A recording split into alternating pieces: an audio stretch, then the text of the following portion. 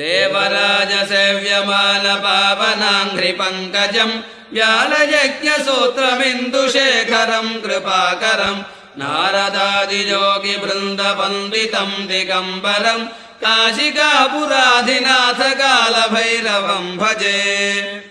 भानुकोटिभास्वरं भवाब्धितारकं परं नीलकण्ठमीप्सितार्थदायकं त्रिलोचनं कालकालमम्बुजाक्षमक्षशूलमक्षरं काशिकापुराधिनाथ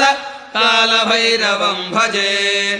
शूलटङ्कपाशदण्डपाणिमादिकारणं श्यामगायमादिदेवमक्षरं निरामयं भीमविक्रमं प्रभुं विचित्रताण्डवप्रियं काशिकापुराधिनाथ कालभैरवं भजे भुक्तिमुक्तिदायकं प्रशस्तचारुविग्रहं भक्तवत्सलं स्थितं समस्तलोकविग्रहं निक्वणल्मनोज्ञहेम किङ्किनीलसत्कटिं काशिकापुराधिनाथ कालभैरवं भजे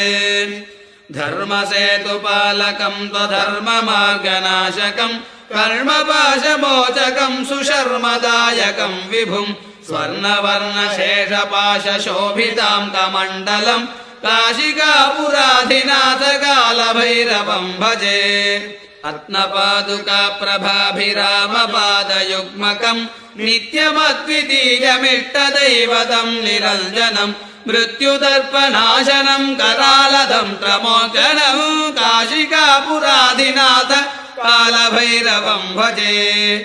अट्टहासभिन्नपद्मजाण्डकोशसन्ततिं दृष्टिपातनष्टपापजालमुग्रशासनम् अष्टसिद्धिदायकं कपालमालिगन्धरं काशिकापुराधिनाथ कालभैरवं भजे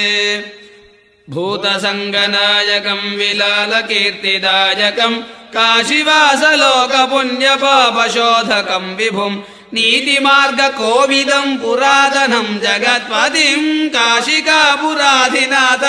कालभैरवं भजे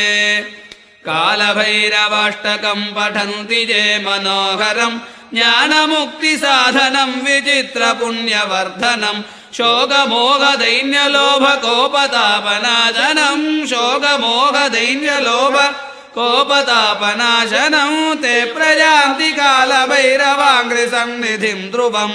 ते प्रयान्ति कालभैरवाङ्घ्रिसन्निधिं ध्रुवम्।